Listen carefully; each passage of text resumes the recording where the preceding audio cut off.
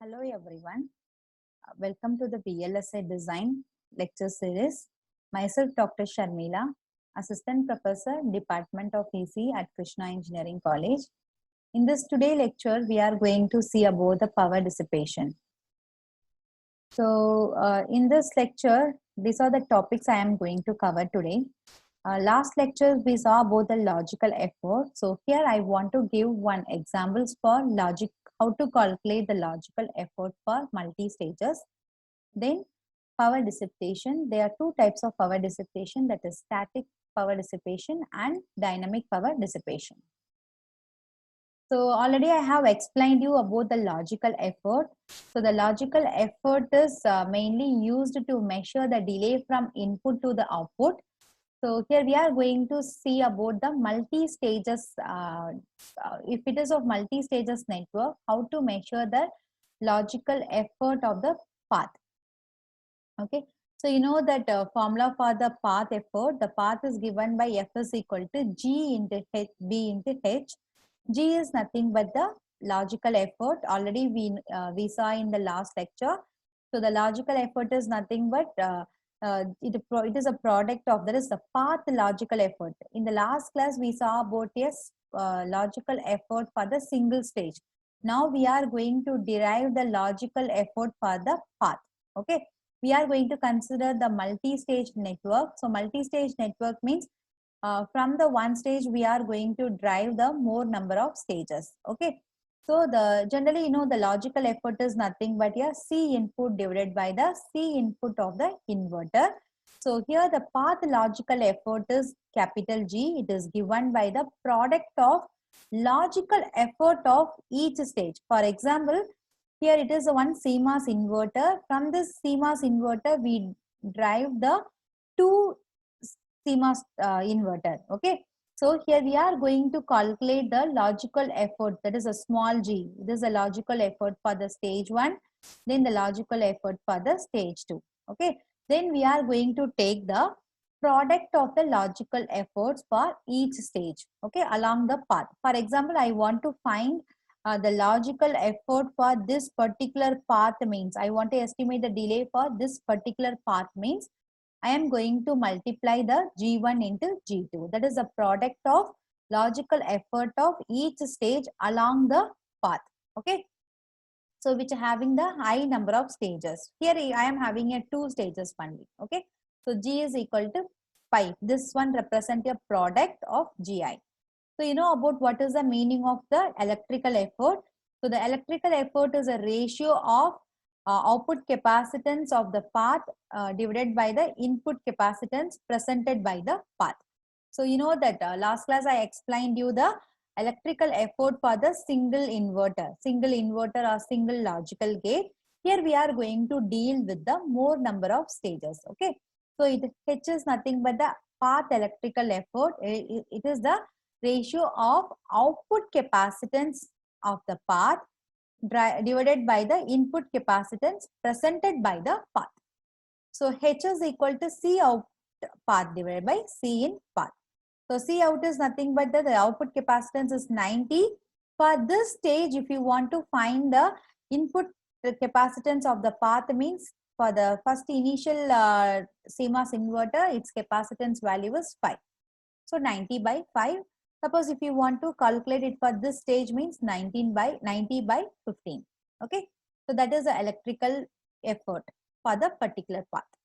So next one is a B. B is nothing but a branching effort. So the branching effort is a product of branching efforts between the stages. For example, here we are having a 2 stages. This is, for example, here I am considering this is the stage 1, this is the stage 2. In a stage 1 and stage 2, you are going to calculate how many branches are there. So branches nothing but for stage 1 only one branch. For the stage 2, it is whatever the input we are giving, it is driving the 2 gates. So the number of branches is 2. So we have to multiply the product of all the stages. Okay, that is nothing but the branching effort. So the branching effort is small b is nothing but the ratio of total capacitance seen by the stage to the capacitance on the path. For example, the total capacitance on a C on path and C off path. For example, here you consider this diagram. We are going to estimate for this particular path, that is this blue dotted line. Okay. So C on path, that is a capacitance of, this is on path, that is nothing but 15. The capacitance of off path is nothing but 15 divided by the C on path. Okay, that is a total capacitance of the stage divided by the on path capacitance. On path capacitance means here I am considering this capacitance only. So 15 plus 15 divided by 15, I will get the 2. So next we are going to calculate the path delay. Main thing is we are going to estimate the delay. So the path delay is nothing but it is given by the d is equal to summation of di. So di is nothing but delay in the each stages. Okay. So the path delay is a sum of delay of each stages. Here we are considering a 2 stages, or we can write it as sum of the path effort delay, that is nothing but df. Okay, that is nothing but gbh plus parasitic delay. So the path delay also represented by f. Capital F is nothing but overall path effort. Okay, capital F is nothing but overall path effort, that is gbh plus p. P is nothing but the parasitic delay. Last class I have explained you. The parasitic delay is nothing but the delay due to the internal capacitance. Okay. So the logical effort of the path is calculated by means of using the formula I have explained you, that is F plus P, that is your overall path delay plus parasitic delay. So we are going to delay the path, that is the path delay is minimized when each stages bear the same effort. For example, we are considering a more number of stages. Okay, for the each stage, each path, that is the gates in the each stages has the same effort, means we can minimize the delay also. Okay, if a path has n stages, each stage bear the same effort. For example, the stage 1 also having the same logical effort, stage 2 also having a same effort, stage 3 also having the same effort, means we can minimize the path delay. Okay, so okay, the stage effort must be, the stage effort is given by f cap is equal to gi into hi. Gi is nothing but the logical effort, h is nothing but the electrical effort of the each stage. So this one can be written as is equal to f into 1 by n. N is nothing but the number of stages. Okay. So the minimum possible delay of the n stage path with path effort and parasitic delay is given by. So what is the minimum possible delays in the n stage circuit, that is n stage network? What is the minimum possible delay is obtained by using the formula d is equal to n into f power 1 by 2, that is capital N into, that is number of stages, into f cap. F cap is nothing but the stage effort. Okay, so f is equal to capital F power 1 by n plus p. Okay, capital F is nothing but the path effort. Okay, so from this we can obtain the logical effort. Okay, so what is the use of the logical effort is, the mainly the aim of the logical effort is it shows the minimum delay of the path if you know number of stages, path effort and parasitic delay without any need of the transistor size. So here you are no need to know the transistor size. Last time I have explained you the aspect ratios and so here without any use of the transistor size we can find the delay. Okay, that is nothing but the logical effort. What is the main use of logical effort is we can find the minimum delay of the path. Okay, we can estimate the minimum delay path by using the number of stages, path effort and parasitic delay. Okay, so here I have given one example. So this is a given example. For this example, this is a multi-stage network. That is the number of stages are there. So for this path, we are going to find the what is the logical effort. That is what is the delay of this path. As well as we are going to find the what is the capacitance value of this x and y. Okay. For the y, they have given the output capacitance value. We are going to find the value of x and y. Okay, that is a transistor size also we can find the for this circuit. So first what you have to do, we are going to find the minimum delay path from A to B. Here I am considering this is a starting from the input to output. That is from input to output, we are going to find the minimum delay and we are going to determine the gate size. Okay. So here, first we are going to calculate the logical effort. Last class I have explained you how to calculate the logical effort. Okay.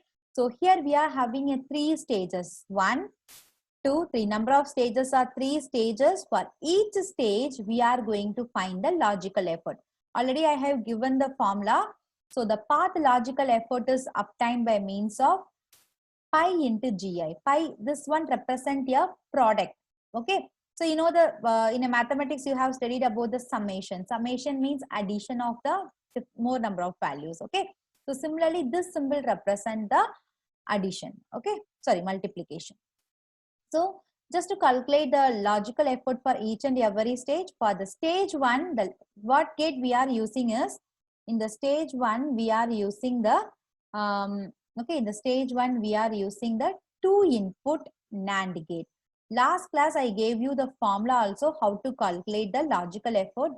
You just remember, if you are know the formula, then it is very easy. N plus 2 divided by n plus 2 divided by 3. This is the formula of the logical effort if it is of NAND gate. Okay. So the n is nothing but number of input. This is a 2 input NAND gate. So 2 input NAND gate means you have to substitute n is equal to 2. So 2 plus 2 you will get 4 by 3. This is for the stage 1. Next is similarly you have to calculate it for stage 2. In the stage 2 we are using again NAND gate only. For this NAND gate, number of input is 3. So we can write it as 3 plus 2 divided by 3. So you will get the 5. So 5 by 3 you will get. Similarly, we are going to find it for NOR gate. You know the formula for the NOR gate, that is 2n plus 1. Okay, so number of input is 2. So 2 into 2 you will get 4. 4 plus 1 you will get 5. Do this one divided by 3. So here you will get 5 by 3. So just multiply the logical effort for all the stages. That is stage 1, 2, 3. You will get 4 by 3 into 5 by 3 into 5 by 3. You will get 100 by 27. Next, we are going to calculate the electrical effort. Okay, you know the formula for the path effort. Okay, for this path, we are going to find the effort. So path effort is nothing but G into B into H. G is nothing but logical effort, electrical effort, and branching effort we need to calculate. Okay, so here next we are going to calculate the electrical effort. The electrical effort is nothing but the output capacitance by input capacitance. So here the output capacitance is of 45, the input capacitance is of 8. Okay, so from the point from here A to B we are going to find the electrical effort is nothing but output capacitance. Output capacitance is 45. The input capacitance value is 8. So 45 by 8, you will get the electrical effort. Next, we are going to calculate the branching effort. Okay. So the branching effort is nothing but 1 plus 2 divided by 1 into, that is the branching effort is nothing but 3 into 2. That is number of gates here. That is now we are having a 3 gates and 2 gates here. So you will get 3 into 2, you will get the 6. Already I have given the formula for the branching effort also, that is pi into bi. So pi into bi is nothing but on path plus off path divided by on path. Okay. So here we are going to find this one. Okay, this is our on path. So that is on path is 1 gate plus total number of gate. How many? It is of 2. So 1 plus 2 divided by on path 1. Okay, here we are having, that is in the stage 2, we are having a 3 gates. Okay, but out of 3 gate, we are going to find path for only 1 gate. That is, this is a C on path. That is nothing but 1 plus off path. Off path is nothing but these two are, we are not considering. Okay, so it is of 2. That is 1 plus 2 divided by on path is, that is which gate we are considering, this only 1 gate only. So divided by 1 into, so here in this next stage, that is in the stage 3, we are considering a 1 gate. Okay. So another one off gate is 1. Another one is 1. So 1 plus 1 divided by on path is only 1 gate. So you will get 1 plus 1 divided by 1. So you will get 3 into 2 is equal to 6. Okay. So totally you will get 6 is the branching effort. Then you have to calculate the path effort. Path effort is nothing but just multiply these two values, you will get path effort. After that, we are going to find the minimum path delay. Already I gave the formula for the minimum path delay. This is the formula I gave. F is equal to GI, HI equal to F power 1 by 2. That is, we are going to calculate the best path also. Okay. So best stage effort we are going to calculate. That is nothing but 125. That is, already we calculate the path effort. Path effort is nothing but 125 whole power 1 by n. N is nothing but the number of stages we are having. We are having a 3 stages. Okay, so you have to put 1 by n. N value is 3 means you will get 5. Next, we are going to calculate a path parasitic delay. So path parasitic delay is given by 2 plus 3 plus 2 is equal to 7. Already I have explained you. Okay. If for the parasitic delay, it is of n only for NAND and NOR gate. For the NAND gate, so the number of input is 2. For the NOR gate, number of input is 3. For the again we are having a NAND gate, the number of input is 3. For NOR gate, the number of input is 2. So 2 plus 3 plus 2, you will get 7. Now that is based upon the number of input only. Already I have explained you the formula in the last class. Okay. So next we are going to calculate the minimum path delay. So minimum path delay formula is given by D is equal to N into F cap plus P. N is nothing but number of stages. You know, there are 3 stages in the diagram. So 3 into F cap already we have calculated. That is 5 plus capital P, that is nothing but a parasitic delay. That is 7. We are getting the minimum path delay is of 22. Already I told you that using a logical effort, we can find the minimum delay. That is, we can find the design of the circuit where the delay is more. Okay. So based upon the logical circuit, so logical effort, we can reduce the delay by means of changing the design of the circuit. Okay. Next, we are going to find the next we are going to find the X and Y. X and Y is nothing but the capacitance value. So we can write it as size of various gate. Okay. For the minimum delay, we can find with the help of the formula, that is F cap is equal to GI into HI. Already you know that HI is the electrical effort, C out by Cn. Okay. So this C out by Cn, I can write it as the F cap.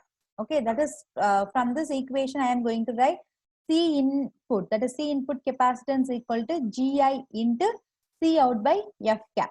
Okay. So now I am going to find the capacitance value, input capacitance value of Y and X.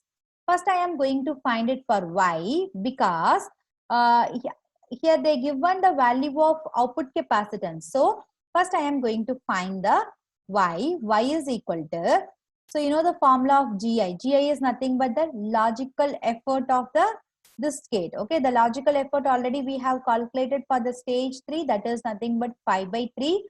So that is nothing but 5 by 3 into what is the output capacitance here? That is a 45 divided by F cap value already we have found, that is the 5. Substitute here, you will get 15. Okay. So here the Y is equal to 15. That is the input capacitance value of this inverter, CMOS or NOR gate inverter is of 15. So next we are going to find the value of X. Okay, for the value of X, again you are going to substitute the logical effort, that is 5 by 3 into. So here for this Y, they have given the capacitance value. Okay, for this one, they didn't give the capacitance value, but we have calculated this value. It is of 15. Okay, for single Y, it is of 15. Okay, so here actually the output of this X drive the 2 gates, right? So we are going to add 15 plus 15 because the output of this gate, X gate, is driving the 2 NOR gate. So that's why what I am going to do, I am just going to add 15 plus 15 here. Okay. So don't think that why we added 15 plus 15 here. So why I have added 15 plus 15 is, so here the X gate drive the 2 gates. Okay. So already we have found the capacitance value, input capacitance for Y. The input capacitance for Y was 15. Okay, but here the gate is driving the two gates, right? So the capacitance value, what will be? It will be 15 plus 15 divided by 5. Here you will get 10. Okay, so this is a simple problem only. If you know the formula and you have to understand the concept, then you can solve it very easily. Okay. So next we are going to see about the power dissipation. That is the last, it is the last topic in the unit 2. Okay. So the power dissipation, you know that in CMOS circuit is a very power efficient as compared to the BJT as well as the NMOS transistor. You know that initially the ICs are fabricated using the BJT, but main limitation of BJT is it dissipated the power even under the ideal condition. So that's why they started to use NMOS transistor. In NMOS transistor also the same problem exists. So that's why we started to use CMOS transistor from 1982 till now. So till now we are using a CMOS transistor for the fabrication because the power dissipation is very less as compared to the BJT as well as the NMOS transistor. Okay, in the starting, that is in the early stage of IC fabrication, the power dissipation was the not a that much big problems. After that, when the VLSI technology came into the play, you know that the IC technology is based upon number of transistor we are fabricating inside the single IC. Okay, so if the number of transistor we are fabricating inside the single ICs increases, then what will happen? The power dissipation also will get increased. So the power dissipation is major concern nowadays. Okay. So there are two components of power dissipation in CMOS circuit. One is static power. Second one is dynamic power. First, we are going to see about the static power dissipation. We are going to see what is the main reason for static power dissipation is. First reason is reverse bias leakage current through the parasitic diodes formed by the source, drain, diffusion and N-well diffusion. You know that the CMOS transistor has both, it has the N-well diffusion and we are having a source and drain terminal. So it forms some PN junction diode, that is a parasitic diode is formed in the CMOS transistor. Okay. So I will explain this one with the help of the diagram. So the power dissipation also causes through the current of pseudo NMOS device. As well as another one reason for static power dissipation is subthreshold conduction. Suppose the current flows when Vin is less than VTH. We know what is the meaning of VTH. Already I have explained you in the unit 1. So, okay. So the power supply, okay. So that is a power dissipation. The main reason for static power dissipation is reverse bias leakage current, then through current of pseudo NMOS device and subthreshold conduction. Okay. So this is for the, already I told you, for the power, static power dissipation is due to the leakage current drawn from the circuit. So you know that you are very much familiar with CMOS now. So this is the CMOS circuit. Okay. So here I am applying Vin is equal to 0. So what will happen? The PMOS transistor on, then NMOS transistor will be a open circuit. That is, this NMOS transistor is off. Okay. So you know that if the PMOS transistor is on, it will drive the current, that is the voltage, the VDD voltage will flow to the output. So you will get output is equal to 1. Okay, that is the current flow from VDD to the output terminal. Okay, suppose if the V input voltage is 1, what will happen? The PMOS transistor will be in the PMOS transistor is off, that is it acts as an open circuit. Okay, so if it acts as an open circuit, here the output is equal to 0 because here the NMOS transistor is on. So the output is connected to the ground. Okay, so this is the general operation of the that is CMOS inverter. So the static power dissipation is mainly due to the leakage current drawn from the circuit. Okay, so now I will explain you how the leakage current is flow in the CMOS circuit. Okay, so you know that this is the structure of the CMOS transistor. So in the CMOS transistor, you know that it is a combination of PMOS and NMOS transistor. Here you consider one diode. Okay, this is our PMOS transistor.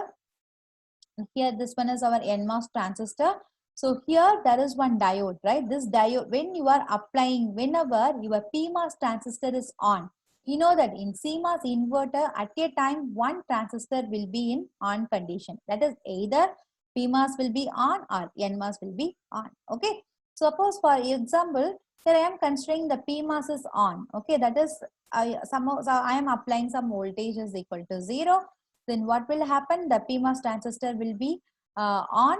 If the PMOS transistor is on, this diode will act as the reverse bias. You know, in the PN junction diode, during the reverse bias, the small amount of leakage current will flow. Okay, so this diode is connected to the ground via the substrate. Okay, so here this diode is act as the reverse bias, so it will produce some small leakage current. For example, if the PMOS transistor is off, suppose the NMOS transistor is on, what will happen in that time also? This diode is act as the reverse bias, and this is a parasitic diode, right? So this diode is act as a reverse bias. Again, it will produce some leakage current. So this, due to this leakage current, the power dissipation will be there in the CMOS circuit.